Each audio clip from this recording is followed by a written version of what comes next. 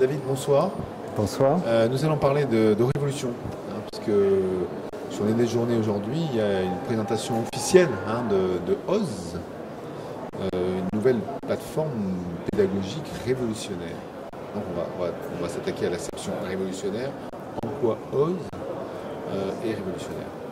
Alors c'est révolutionnaire, on va dire pour les utilisateurs. J'y reviendrai, aussi révolutionnaire au sein de eTop. Puisque en fait pour OZ, on a l'idée, ça a été la mission que Hervé Boredon nous a confiée, c'était de repartir d'une page blanche. Il ne nous a pas demandé un aide-collège V4, il nous a dit voilà, nos plateformes nous ont permis d'aboutir au succès qu'on a eu, mais maintenant les choses évoluent. Il faut qu'on aille plus loin, qu'on se débarrasse des limitations qu'on peut avoir avec notre architecture actuelle, donc on repart d'une page blanche. Donc en ça, c'est une révolution dans la société. Et au sein même d'eTop, on s'est complètement réorganisé pour OZ, on a réorganisé les bureaux, on a réorganisé la manière dont on fonctionnait, les équipes, on est passé au développement agile, donc c'est une révolution déjà au sein d'eTop. Après, notre ambition, c'est pas de révolutionner seulement en eTop, c'est que ce soit une révolution pour les utilisateurs. Donc repenser vraiment l'application, on va dire centrée sur l'utilisateur, revenir aussi à plus de simplicité. C'est-à-dire qu'au fil des ans, on avait rajouté progressivement des fonctionnalités. Et on était parti d'une base ENT, on a eu des retours utilisateurs qui nous ont dit voilà, il faudrait qu'on puisse faire ceci, cela, rajouter encore telle et telle fonctionnalité. Et finalement, on est arrivé à avoir des centaines d'écrans, à avoir une certaine complexité de la plateforme. Et ce qu'on voulait, c'était revenir à quelque chose d'immédiatement accessible. Dire comme finalement des applications mobiles simples où on a un ou deux écrans, mais on arrive à tout faire rapidement, simplement, efficacement. Donc voilà en quoi c'est révolutionnaire. Donc concrètement, ça veut dire que par exemple, on gère un dashboard, un tableau de bord utilisateur que l'utilisateur va pouvoir organiser à sa guise. Lui-même va pouvoir mettre les OSAP, définir ce qu'elles doivent afficher. L'interface va s'adapter en fait à ce qu'on appelle le contexte, c'est-à-dire qu'on n'aura pas le même affichage selon qu'on se connecte quand on est en cours ou à la maison. C'est-à-dire quand je suis en cours, j'aurai mon OSAP d'appel qui directement va me dire le nombre de présents prévisionnels. En un seul clic par exemple, sans rien faire d'autre, je peux dire bah voilà, je valide l'appel, j'ai 29 élèves sur 30, Amélie Dupont qui est censée être absente, je vois que c'est elle qui n'est pas là, j'ai un clic à faire et c'est terminé. Dans la foulée, je peux remplir mon cahier de texte éventuellement, mais par contre quand je serai chez moi le soir pour préparer mes cours, mon tableau de bord va plutôt me proposer des plateformes des ressources pédagogiques par exemple en rapport avec mes activités du moment, ce que j'ai mis dans mon cahier de texte, etc. Donc c'est une révolution pour l'utilisateur. Une révolution, donc là je parle plutôt des enseignants, une révolution aussi pour la gestion des données. Puisqu'en fait, pour arriver à une montée en charge, on avait été obligé finalement avec des bases relationnelles, bases de données classiques, de cloisonner les données. C'est-à-dire qu'actuellement, quand on a un collégien, un utilisateur qui change d'établissement, passe d'un collège à l'autre, il va garder ses données personnelles, ses fichiers. En revanche, les bases de données scolaires sont segmentées, donc en fait, ses absences, ses notes, son dossier scolaire ne va pas suivre automatiquement. Donc ça veut dire reprendre un dossier, des transferts de fichiers, etc. L'idée, c'est de décloisonner tout ça. Donc en fait, on est passé à du big data, c'est-à-dire qu'on a fait sauter tous les cloisonnements qui pouvaient exister à tous les niveaux. Comme dans Facebook, par exemple, dans Facebook, vous n'avez pas une base pour la France, une pour l'Angleterre, une pour les États-Unis. Vous pouvez tout de suite faire un groupe d'amis, l'ensemble du monde. Là, c'est ça l'idée aussi. On n'est même plus contraint au niveau du projet, c'est-à-dire que si on veut faire un espace collaboratif entre des Alsaciens et des Auvergnats, on n'a plus de contraintes par rapport à ça, puisqu'on est en big data, on a une montée en charge technique des données, donc tout le monde sur la même plateforme. Et on rajoute simplement des serveurs quand les usages augmentent et automatiquement les données vont se répartir. Donc beaucoup de simplification, d'opérations en moins à réaliser, voilà, on décloisonne. Pour l'utilisateur également, l'application est nativement responsive, c'est-à-dire qu'elle est nativement pensée pour toutes les plateformes, sur PC, mais dès que je suis sur mobile, que automatiquement mes OSAP vont prendre une autre apparence, vont permettre un défilement vertical, je vais avoir un burger menu, donc tout s'adapte en fait également au contexte d'utilisation, donc contexte temporel et utilisation. On va également arriver à ce qu'on appelle des progressive web apps, c'est-à-dire que on aura un chargement en fait des données d'utilisateurs. Par exemple, un élève se réveille, il se connecte à la plateforme, il a son emploi du temps du jour. Et il prend le bus, il n'a plus de Wi-Fi, mais il pourra continuer à consulter son emploi du temps. Et dès qu'il récupérera une connexion, par exemple, dans l'établissement, les données seront resynchronisées, mises à jour. Niveau interface utilisateur aussi, on a changé de paradigme dans le sens où le principe d'une application web, c'est qu'en fait, on a un navigateur qui interroge une page.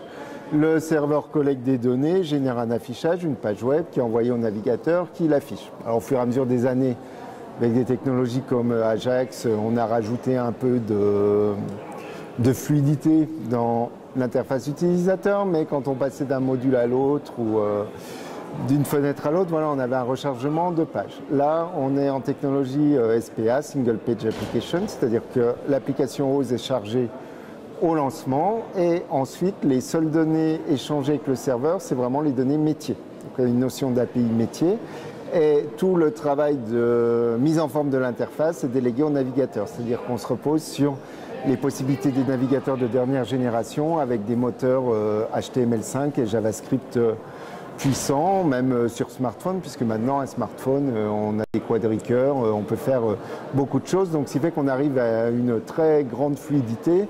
On n'a plus du tout de rupture de chargement de page, c'est complètement fluide pour l'utilisateur, équivalent à ce qu'on peut avoir par exemple à une application mobile installée sur un iPad ou enfin sur un smartphone. Donc voilà en gros les points clés. Alors il y en aurait d'autres, on va mettre également en place un moteur de recherche très efficace, c'est-à-dire pour la première fois on va avoir un moteur de recherche sémantique qui pourra vraiment classer les données en fonction de leur pertinence et rechercher dans l'ensemble de l'ENT les informations. On a également l'intégration native de Office Online qui va permettre d'éditer directement des documents Word, Office, enfin Excel, PowerPoint, etc. au sein même de l'application. Et on va se reposer là-dessus, par exemple pour générer des courriers d'absence en Word, vraiment profiter aussi de toute cette puissance-là. Waouh. Merci. Donc là, on démarre avec plus d'une trentaine de collèges qu'on appelle préfigurateurs pour cette rentrée, qui vont nous aider justement à nous donner leur perception du produit, nous aider à le faire évoluer rapidement pour avoir quelque chose de pleinement opérationnel et fonctionnellement qui va plus loin que notre offre actuelle pour la rentrée 2018. Et après le déploiement sur tous les utilisateurs des applications e-top, ça va se faire sur demande, sur commande, ça va se passer comment? Alors donc là, les préfigurateurs, c'est sur demande, c'est-à-dire qu'on a sollicité les différentes académies pour leur demander de nous présenter des établissements qui étaient prêts à franchir le pas. Donc c'est une chance pour eux, entre guillemets, de participer directement à l'élaboration du produit dans ces premières phases. Donc ça, c'est sur demande. Et en revanche, notre ambition, c'est de basculer toutes les solutions actuelles sur OSE pour la rentrée 2018. Quelque chose complètement intégré, donc à la fois ceux qui ont les produits ENT, qui ont Educorus pour la vie scolaire et qui vont avoir NetEdu Cloud pour les ressources pédagogiques, puisque tout ça va s'intégrer au cours de l'année qui vient dans la plateforme OSE.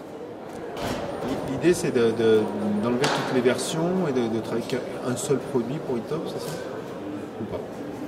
L'idée, c'est vraiment d'avoir une convergence et oui, que OSE devienne la plateforme de référence, le socle de référence. Donc à terme, même donc le premier degré, ce qu'on a fait on a une nouvelle version de NetEcole V4, mais qui est transitoire, puisque à terme, le premier degré va aussi s'intégrer dans OSE, ce qui fait qu'on n'aura plus de différence technologique du tout de cloisonnement entre le premier et le second degré pour réaliser la continuité du cycle 3, par exemple. C'est quand même que maintenir des versions, ça coûte très cher pour le système informatique, quelque part. Oui, c'est clair. Il faut sortir du plat de spaghettis et avoir un socle. Donc on a été très disruptif, c'est-à-dire que comme on a complètement révolutionné les technologies, déjà il a fallu choisir, et choisir c'est renoncer, donc faire certains choix. en espérant que ce soit les bons. Donc on est allé très loin dans nos choix technologiques et qu'il a fallu valider. Donc progressivement, on a validé la pertinence de tous ces choix et maintenant on sait parfaitement où on va, on a validé notre approche technique. Question récupération de données sur des anciennes versions. Ça aussi c'est prévu, il n'y a pas de risque, il n'y a pas d'angoisse par rapport à ça. Alors ça c'est toujours une demande des utilisateurs. Que va devenir mon travail? Alors on a fait des chantiers là-dessus, sur cet aspect-là. On n'aura pas de récupération systématique parce qu'on estime que ça n'aura pas forcément de sens, que ça peut être aussi l'occasion de faire un ménage dans les données accumulées depuis plusieurs années. Donc en fait, à la première connexion, l'utilisateur aura un assistant de migration, en fait, c'est-à-dire qu'il pourra réactiver par la suite. Mais OZ sera une nouvelle plateforme. Donc on va conserver pendant la transition la plateforme ENT actuelle. Et l'assistant OZ pourra aller piocher dans les données de la plateforme actuelle pour dire, on demandera à l'utilisateur, est-ce que vous voulez migrer votre boîte de réception, vos dossiers de messagerie, qu'est-ce que vous voulez migrer parmi vos documents personnels, etc. Donc ce ne sera pas systématique, ce sera laissé au choix de l'utilisateur et il aura un certain laps de temps pour effectuer cette migration. En termes d'accompagnement utilisateur, donc on parle de OZ qui simplifie. On va voir l'utilisateur qui est là sur la VK, qui a l'habitude avec le petit onglet à gauche, qui avait l'habitude bien, c'était super ça. Ah mais ça y est plus, qu'est-ce que ça va devenir? Alors ça, la gestion du changement, c'est aussi quelque chose de très important. Donc j'ai parlé, nous, de la réorganisation de nos développements, mais en fait c'est toute la société qui s'est réorganisée, notamment les services formation en fonction de OZ. Et tous les services support formation ont été embarqués dans le projet très en amont. C'est-à-dire qu'on n'a pas attendu d'avoir finalisé les premiers développements pour qui s'imprègnent du projet OZ. Donc dès cette journée, il y a eu un certain nombre de formations proposées pour la transition avec des sessions adaptées sur voilà, j'ai l'habitude de faire ça avec mon ENT, comment je vais faire maintenant sur la nouvelle plateforme OZ. Donc c'est quelque chose qui a été anticipé et ces derniers jours, on a fait des formations sur le sujet. Premier retour d'utilisateur, qu'est-ce qui est le plus apprécié en fait dans ce que vous avez dans votre proposition? Je crois que ce qui est très apprécié, c'est le premier contact avec l'interface. C'est-à-dire qu'on a quelque chose d'assez agréable à utiliser, qui, voilà, c'est une interface pas du tout austère, qui est très dynamique, très nouvelle, et vraiment la rapidité d'interaction avec cette interface, c'est-à-dire la fluidité des actions réalisées sur la plateforme, d'après les premiers retours qu'on a. Merci, c'est déjà pas mal. Merci à vous. Donc 2018.